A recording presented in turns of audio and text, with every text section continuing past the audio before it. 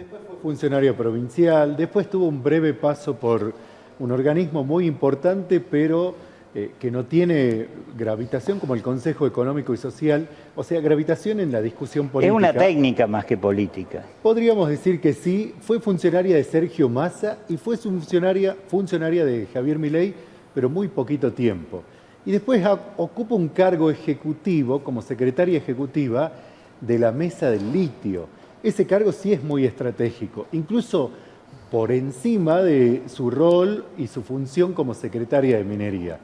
Y ahora, bueno, la vamos a ver en la arena política. Muchos dicen que la candidatura de Rollón en primer lugar y la propuesta de que sea secundada por Juan Esteban Romero es lo que eyectó al romerismo del Frente Oficialista Provincial. ¿Qué implica eso? ¿Qué implica? Porque, bueno, está bien, es mucho más que una cuestión de candidaturas. El hecho de que el romerismo abandone el Granbur, abandone el oficialismo e incluso no presente listas en Es fuerte capital, eso, ¿no? es un impacto, claro. Es como que se puede anticipar lo que tenemos para esta noche, ¿no? Una alerta amarilla. No roja, pero sí una alerta amarilla con el poder de fuego que tiene este grupo de poder político una alerta y naranja. económico y además comunicacional en la provincia que está muy aceitado, que tiene muchos años. ¿Y para dónde podría jugar? Y bueno, ¿para dónde podría jugar? Ellos, en principio, para que su partido tenga el rol más digno posible en los municipios donde presentan listas, ¿sí? Pero por fuera de ello, es claro que acá todo se perfila para octubre. Salta nos une, se perfila hacia octubre con el objetivo de que confluya este espacio político que tiene como caras visibles a la exintendenta y al diputado, digo, a Betina y Juan Esteban Romero, pero tiene como el hombre fuerte de ese sector a nada menos que Juan Carlos Romero. Que buscará la reelección como senador. Es probable, es probable. Y ofrecerá la estructura, la organización de Salta nos une en capital para que la Libertad Avanza tenga mejor elección. Es probable, sí, está por verse, pero el hecho de que salga del oficialismo ya de por sí es un golpe, es una baja para el Granbur, para los estrategas del Granbur. Pero además, ¿cómo sale?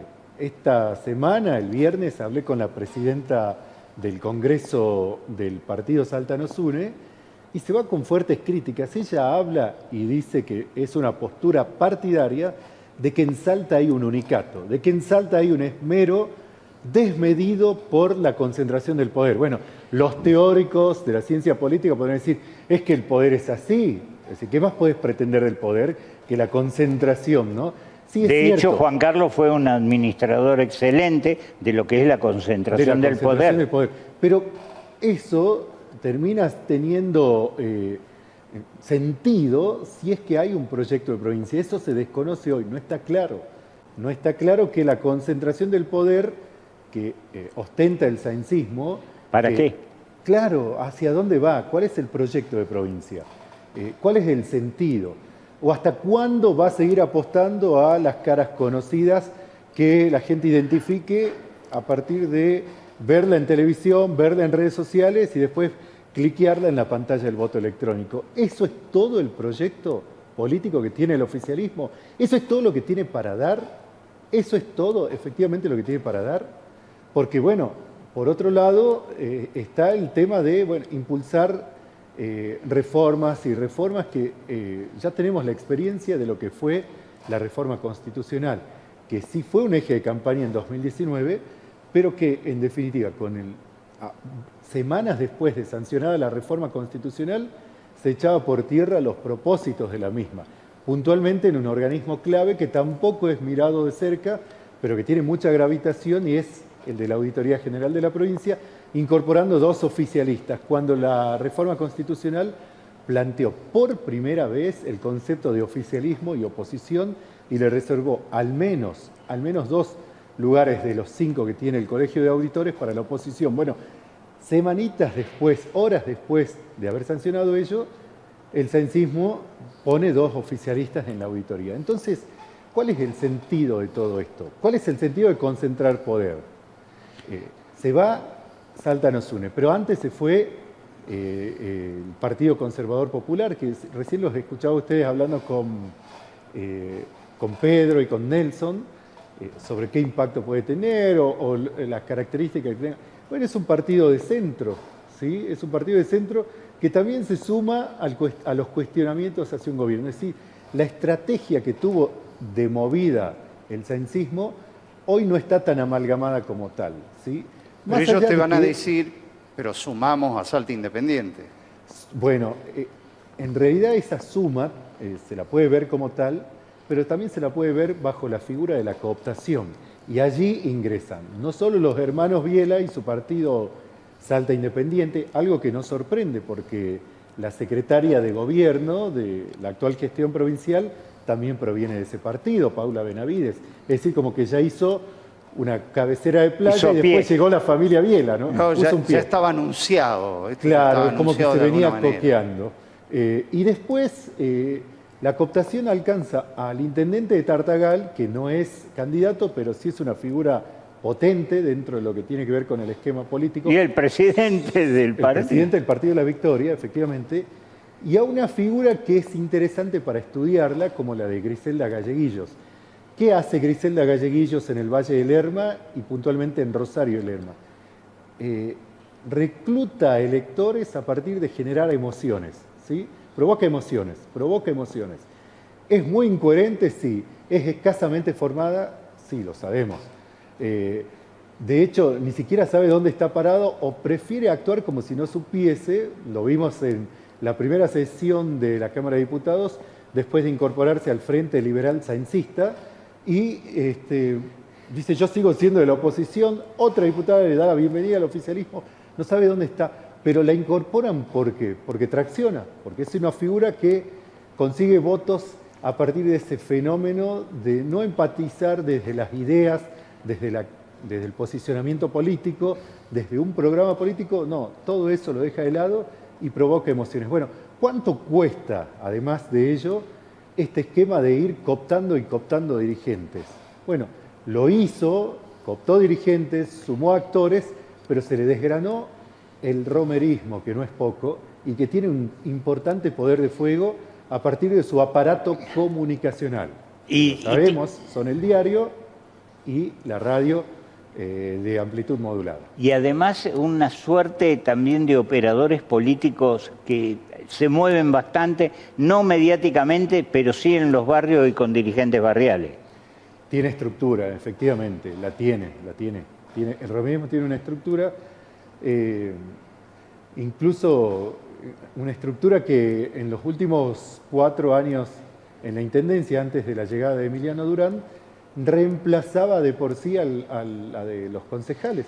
Betina fue intendenta 4 años teniendo o ínfima minoría o directamente nula presencia en el Consejo Deliberante, pero se sostenía con la estructura. Vos sabés que pensaba en algo, Gustavo, que me parece interesante para analizarlo. Romerismo manejó la provincia de una manera muy sólida y con una fuerte atracción y concentración del poder. Y le apareció un Urtubey. Está el riesgo de que a Sáenz le pueda aparecer otro símil Urtubey desde sus propias filas si concentra tanto poder. Porque esa concentración de poder no tiene reflejo en una oposición eficiente, porque tampoco la oposición es eficiente. No, está fragmentada, cuesta mucho que se estructure, está el fenómeno de la cooptación, pero además está el fenómeno nacional, que también tiene desorientada la dirigencia política no de Salta, sino a la de todo el país, ¿no? Lo vemos, se pensaba en un momento que el Partido Justicialista con la interna a nivel nacional se podía amalgamar estructural, no hubo interna. Bueno, hay una protagonista nítida como Cristina Fernández, tampoco pudo estructurar los bloques del Senado y la Cámara de Diputados de la Nación. Es más, se le partió el Senado ahora. Se partió un bloque del Senado, se va Carolina Moisés, que es la más cercana. Cuesta un montón, sí, es un momento difícil, tanto a nivel provincial como a nivel nacional. Pero en el plano político provincial, porque de eso se trata la elección, yo creo que lo importante para nosotros, para la gente que nos está viendo, para nosotros, digo, como periodistas que intentan también plantear un análisis, es precisar qué está en discusión en esta elección provincial. Es una elección de medio término y, en definitiva, desde hace ya un tiempo, desde diferentes sectores, dentro de los cuales se incluye al saincismo, o mejor dicho, al oficialismo provincial, se está planteando como idea de que las elecciones de medio término son innecesarias, ¿sí? Bueno, quienes no compartan con esa postura y quienes entiendan que las elecciones de medio término son una oportunidad para ratificar o rectificar el rumbo de un gobierno nacional o provincial, tienen hoy la oportunidad de reforzar su posición, avalar o corregir el rumbo del gobierno provincial. Eso es lo importante. Bueno, Sáenz dice, separamos la discusión, nosotros discutimos lo de Salta. Bueno, entonces se enfrenta ante ese desafío. ¿Lo afrontará o no? ¿Alcanzará con la cooptación? Porque vos decís, bueno, incorporó a los Bielas, Salta Independiente, incorpora a Galleguillos, incorpora a Verde, incorpora, suma... pero también hay otro fenómeno en el saincismo. Los partidos que no están formalmente en el oficialismo, pero que están, da la sensación que para dividir, ¿no?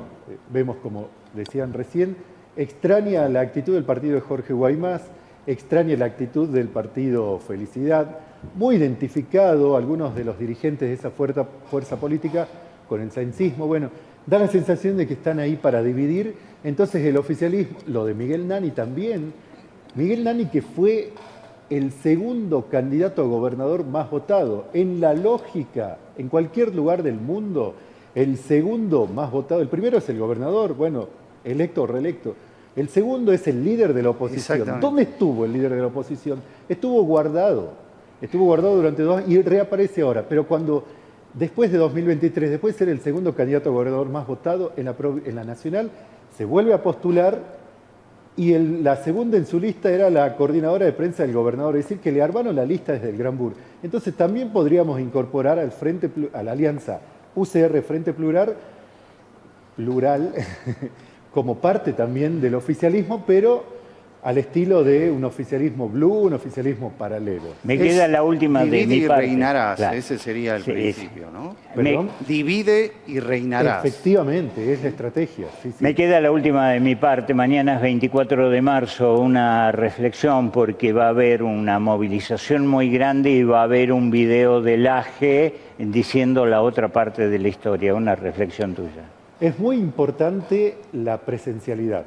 Creo que es importante en Salta desde hace mucho tiempo, hay 2 marchas.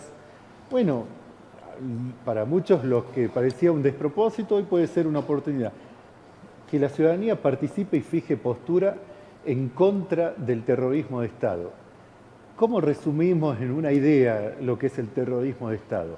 Es haber dejado atrás lo que se planteó en el juicio a las juntas, la muerte como herramienta política. Es efectivamente eso, el odio, los discursos de odio y la muerte. Por eso es importante participar. Hay 2 marchas, ¿sí? La que más te guste, si querés estar en las 2, está en las 2. Estate en las 2, asistí, concurrí, pero es importante no solo el posteo o la reacción en redes sociales, sino la presencialidad, poner el cuerpo y fijar una posición en orden o en sintonía al nunca más, y en esto de ratificar lo que se dijo en el juicio a las juntas, de dejar de utilizar la muerte o dejar de lado la utilización de la muerte como herramienta política. Fíjate qué importante, ¿no? En tiempos en los que parece recrudecer la violencia.